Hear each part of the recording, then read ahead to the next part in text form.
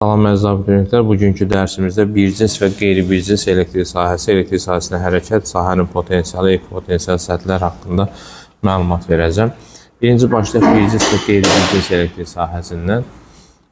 Bircins və qeyri-bircins elektrik sahəsi nədir? Nöqtəvi yükün ətrafında yaratdığı sahəyə qeyri-bircins elektrik sahəsi deyilir. Qeyri-bircins elektrik sahəsinin qüvvə xətləri müxtəlif sıxlıqlı düz xətlərdən, kəsişməyən xətlərdən ibarətdir. Bu olur bizdən ötürü qeyri-bircins sahəmiz. 1 nöqtəsi, 2 nöqtəsi və 3 nöqtəsi qeyd etsək. Mənfi elektrik yükü üçün isə qüvvə xətləri sadəcə yükün özünə doğrudur. Yenə də müxtəlif sıxlıqlı qüvvə xətlərdən ibarətdir. 1 nöqtəsi, 2 nöqtəsi və 3 nöqtəsi. Bu olur bizdən ötürü qeyri-bircins sahə. Qeyri-bircins elektrik sahəsi. Qeyri-bircins elektrik sahəsində bizim sahəmizin intensivliyi müxtəlif olur. Yəni, yükün yaxınlığında elektrik sahəsi intensivliyi çox, yükdən uzaqlaşdıqca elektrik sahəsi intensivliyi neyinir? Azalır. Buna isə biz deyəcək qeyri-bircins elektrik sahəsi. Yenə də təkrar edirəm, yükün yaxınlığında elektrik sahəsi daha güclü, yükdən uzaqlaşdıqca elektrik sahəsi zəifləyir. Kənarda nöqtəvi yükün elektrik sahəsi intensivliyinin düsturunu yazaraq K2 bölünsün R kvadrat düsturuna əsasən məsafə artdıqca intensivliyimiz azalacaq. İkinci bircins sahədən danışacağıq. Bircins sahə. Bircins sahədə isə bütün nöqtələrində intensivliyi eyni olan sahəyə bircins elektrik sahəsi deyilir. Bircins elektrik sahəsinin qüvvə xətləri kəsişməyən paralel düz xətlərdən ibarətdir. Eyni sıxlıqlı kəsişməyən paralel düz xətlərdən ibarətdir. Bu artıq olur bircins elektrik sahəsi və həmişə elektrik sahəsinin qüvvə xətləri müsbətdə başlayır və mənfidə bitir. Bircins sahədə isə 1 nöqtəsi, 2 nöqtəsi, 3 nöqtəsi, hansı istiqamətli nöqtə götürürsə götürək, bütün nöqtələrdə intensivliyimiz bərabərdir. Və bircins elektrik sahəsində gətirilmiş yükə təsir edən qüvvəmiz QY düsturundan hesablandığına görə bircins elektrik sahəsində bütün nöqtələrdə bizim qüvvələrimiz də bir-birinə bərabərdir. Amma qeyri-bircins sahədə intensivlik çox olan yerdə qüvvəmiz böyük, intensivlik az olan yerdə isə qüvvəmiz kiçikdir. F1 böyükdür, F2 böyükdür, F3. İndi bu oldu bizdən ötürü bircins və qeyri-bircins elektrik sahəsi. İndi bircins və qeyri-bircins elektrik sahəsində yüklü zərərçilərin hərəkəti var. Həmin hərəkət nə cür hərəkətdir? Ona baxacağıq. Deməli, birinci qeyri-bircins sahədə hərəkətdən danışaq. Qeyri-bircins. Bu nə deməkdir? Burada bizdən ötürü eyni işarəli yüklər bir-birlərinə doğru hərəkət edə bilər. Yəni, hər ikisi mənfi və yaxud da hər ikisi müsbət.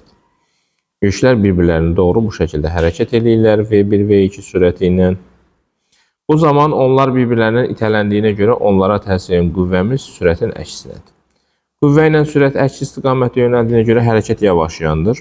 Yüklü zərərçilər bir-birlərinə yaxınlaşdırdıqda bizim düsturumuz K2, Q2 bölünsün R kvadratıdır və onu EMA-ya bərabər götürəsi olsaq, məsafə azaldığı üçün təcilimiz artacaq. Ona görə də birinci hərəkətimiz üçün yazacağıq artan təcillə yavaşlayan hərəkət. Keçirik ikinciyə. İkinci halda eyni işarəli yükləri bir-birlərindən uzaqlaşdıra bilərik. V1, V2 eyni işarəli hər ikisi mənfi də ola bilər.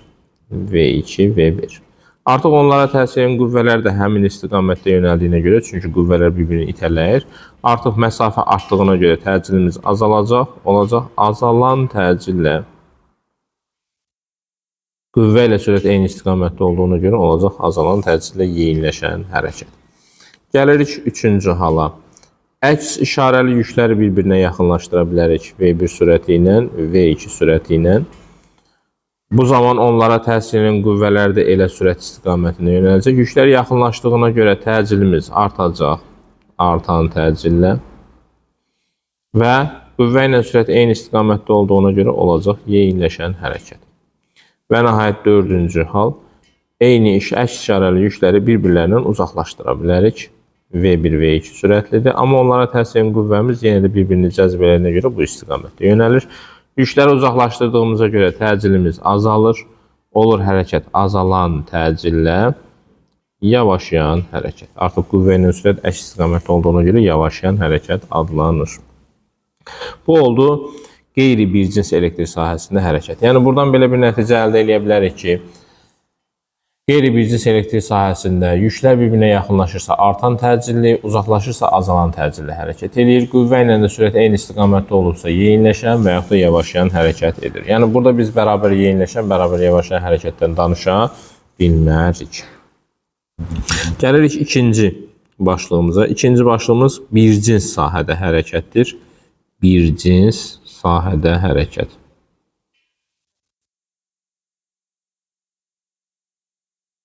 Bircins sahəni çəkək. Bircins sahə nə idi? Bütün nöqtələrində intensivliyi eyni olan sahə idi və qüvvə xətləri bir-birinə paralel olurdu və eyni sıxlıqla yönəlirdi. İndi bizim yükümüz, tutaq ki, elektron, mənfi yük, qüvvə xətləri istiqamətində, mənfi yükümüz qüvvə xətlərinin əksi istiqamətində, müsbət yükümüz qüvvə xətləri istiqamətində və müsbət yükümüz qüvvə xətlərinin əksi istiqamətində sahəyə daxil ola bilərdi. İndi bizim elektrik sahəsində bircins olduğuna görə intensivliklərimiz eynidir və qeyd etdik ki, qüvvələrimiz də bərabərdir. Qüvvələrimiz bərabər olarsa, onda bizim təcillərimiz də bərabər olar. Yəni, bircins elektrik sahəsində yüklü zərərcik bərabər təcillə hərəkət edəcək. İndi gəlirik, birinci yükümüzə təsir edən qüvvəmiz bu istiqamətdədir. Çünki mənfi yükü müsbət lövhə cəzb eləyər. Ona görə də birinci hərəkətimiz olacaq bərabər yavaşayan hərəkət. İkinci hərəkətə gəlirik. Elektron müsbət yük istiqamətində hərəkət eləyir və qüvvəmiz də həmən istiqamətdədir. Ona görə olacaq bərabər yeyinləşən hərəkət. Üçüncü hərəkətimiz protona mənfi tərəfindən qüvvə təsir eləyəcək. Ona görə də o bərabər yeyinləşən hərəkət eləyər. Dördüncü hal, proton müsbət yük tərəfindən itələnəcək, mənfi yük tərəfindən cəzb olunacaq. Ona görə bərabər yavaşayan hərəkət edir. Yəni, bircins sahədə bizim hərəkətimiz bərabər təcilli hərəkətdir. Və yadda saxlamaq lazımdır ki, müsbət yük qüvvə xətləri istiqamətinə daxil olursa yeyinləşən, qüvvə xətlərinin əksinə daxil olursa yavaşayan. Mənfi yüklü zərərcik qüvvə xətləri istiqamətinə daxil olursa yavaşayan, qüvvə xətlərinin əksinə daxil olursa yeyinləşən hərəkət edər. Və burada bizim aldığımız təcilimiz QY bölünsün M-dir. Məsələn, elektrik sahəsində sükunət vəziyyətində hərəkətə başlayan cismin hərəkət tənliyi V bərabərdə AT-dir və biz o düsturu QYT bölünsün M şəklində yaza bilərik. Çünki A-mız QY bölünsün M-ə bərabərdir. Və yaxud da yer dəyişmənin düsturunu AT kvadratı bölünsün 2 yaza bilərik. Onda düsturumuz olar QYT kvadratı bölünsün 2M. Yəni, biz təcilli hərəkətdəki tənliklərimizin yerinə həmişə təcilin yerinə nə yazacağıq? QY bölünsün M ifadəsini yaza bilərik. Bax, bu da bircins və qeyri-bircins elektrik sahəsi və həmin sahədə hərəkət anlayışı. Keçək növbəti başlığımıza elektrik sahəsində hərəkət zamanı görülən iş və sahənin potensialı. Deməli, bircins elektrik sahəsi götürürük. Ta ki, məsələn, 2 dənə yüklənmiş paralel lövhə götürürük. Lövhələrimizdən birini müsbət yüklə yükləyək. Digərini isə mənfi yüklə yükləyək.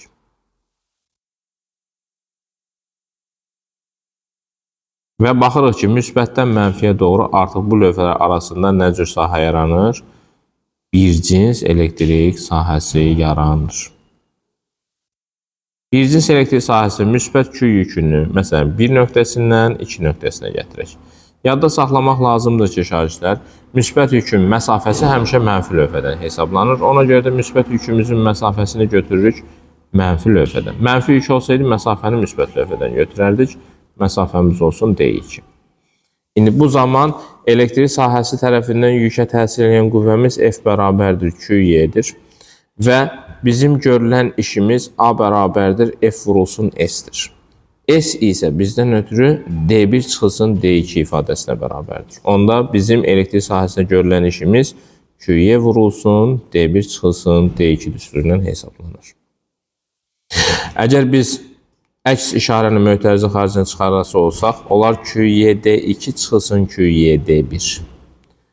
Bu isə potensial enerjini verir bizə. Yəni, çünki görülən iş əks işarə ilə potensial enerjinin dəyişməsinə bərabərdir. Onda elektrik sahəsində potensial enerjinin düsturu üçün V potensial bərabərdir QYD ifadəsini almış oluruq ki, bu bircins elektrik sahəsində yükün potensial enerjisinin düsturudur.